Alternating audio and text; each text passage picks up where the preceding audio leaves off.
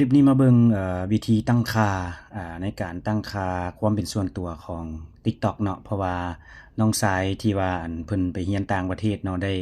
เฮาเห็นอยู่ในอันนี้เนาะก็ได้ขอยังบ่ได้ขออนุญาตเพิ่นเนาะแต่ว่าก็มาเฮ็ดรีวิวคิดว่าคือสิบ่มีหยังเนาะในการรักษาความเป็นส่วนตัวแต่ว่านี่เฮาจะเบิ่งวิธีว่ามันจะเห็นว่ามีของปลอมที่เขาเจ้าได้สร้างขึ้นมาที่บ่แม่นตัวเฮาเนาะแล้วเฮาต้องตั้งค่าความเป็นส่วนตัวแบบใดเนาะจึงจะ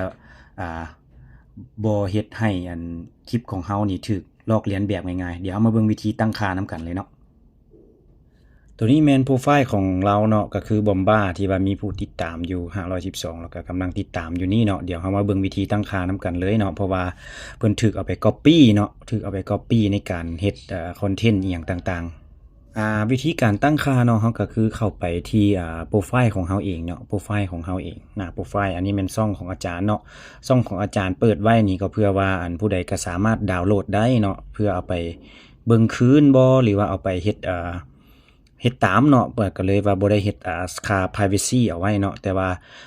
น้องใดที่ว่าต้องการเฮ็ดค่า privacy เนาะหรือว่าความเป็นส่วนตัวเนาะบ่อยากให้เข้าไปเฮ็ดก็มันมีทั้งบวกแล้วก็ทั้งลบเนาะก็สุดแล้วแต่ว่าเฮาจะหมุนไส้นำไส้จังไดเนาะก่อนอื่นเบิดเข้ามาที่3ขีดนี่เนาะหรือว่า setting บ่นี้โอเคจากนั้นมาที่ตั้งค่าและความเป็นส่วนตัวจากนั้นเนาะมันจะมีอยู่ความเป็นส่วนตัวอยู่บ่นี้เนาะความเป็นส่วนตัวอันนี้เป็นภาษาไทยตัวของภาษาอังกฤษก็สิแม่นprivacy หั่นแหละเนาะปึ๊บกดเข้าไปตัวนี้แม่นบัญชีส่วนตัวเนาะถ้าว่าเฮากดตัวนี้เนาะจะบ่มีไผเห็นเฮาเลยตัวนี้เฮาปิดไว้ก็หมายถึงว่ามันสามารถเปิดเป็นสาธารณะได้เนาะกิจกรรมต่างๆก็สามารถที่จะเห็นได้ให้ผู้อื่นเห็นได้อีหยังโดยที่เฮาตั้งค่าตัวนี้ก็เฮ็ดเปิดค่าการมองเห็นได้ส่วนหนึ่งเนาะถ้าว่าเฮาเปิดเบิดนี่มันก็จะคนก็จะเห็นคลิปเฮาหลายคือกันเนาะว่าเฮาต้องการเฮามีเป้าหมายแนวใดเนาะในการลิ้นเนาะว่าเฮาสิเบิ่งเขาซื่อๆบ่หรือว่านี่อยู่บ่นี้เนาะบ่สำคัญก็คือรายการดาวน์โหลดนี่เนาะรายการดาวน์โหลดเฮาต้องการคลิปเมื่อกี้เนี่ยเนาะเฮาต้องการให้เขาดาวน์โหลดได้บ่หรือว่าบ่ต้องการให้เขาดาวน์โหลดถ้าว่าต้องการให้เขาดาวน์โหลดได้นี่เนาะก็เปิดไว้สมมุติว่าอาจารย์ปิดไว้เนาะแล้วทุกคนที่จะเข้ามาโหลดคลิปของอาจารย์จะบ่สามารถเฮ็ดได้เนาะตัวนี้จะบ่สามารถเฮ็ดได้เดี๋ยวเฮามาเบิ่งเลยเนาะปึ๊บกดเข้าไปแล้วเฮาก็มาเบิ่งของ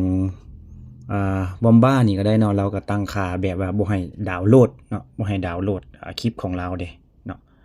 ปึ๊บนี่เนาะมันบ่สามารถดาวน์โหลดได้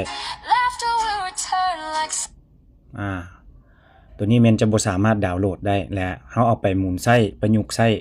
ว่าเฮาต้องการแบบใดเนาะ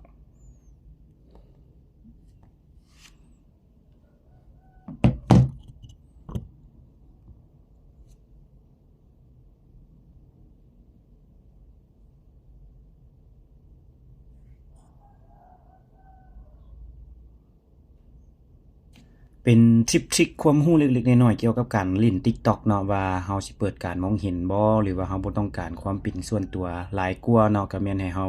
เลือกใช้ตามความเหมาะสมเนาะแต่ว่าคันเฮาต้องการผู้ติดตามเพิ่มขึ้นต้องการอีหยังสนใจหลายเฮาก็ควรจะเปิดกว้างและถ้าว่าเฮาต้องการจะแบบเป็นสาธารณะเนาะเฮาก็เปิดเป็นสาธารณะให้คนสามารถติดตามเข้าถึงเฮาได้หลายขึ้นก็ขึ้นนำจุดประสงค์เนาะแล้วก็เป้าหมายของเฮาว่าเฮาอยากจะได้จังใดสำหรับคลิปนี้ถ้าว่ามีประโยชน์ก็ฝากกดไลค์กดแชร์กดซิปคลิปนี้ไว้เนาะแล้วก็สุดท้ายก็แม่นขออนุญาตกับบอมบ้าเนาะที่ว่าเพิ่นไปเรียนอยู่ญี่ปุ่นเนาะแล้วก็ได้เฮ็ดคลิปเฮ็ดหยังลงแล้วเฮาก็ขอเป็นคอนเทนต์นำเลยเนาะบางทีสิแซดไปส่วนตัวเพื่อขออนุญาตเนาะเจ้าขอขอบใจถ้าว่าเห็นคลิปนี้แล้วก็กดหัวใจให้ตื่มแน่เนาะ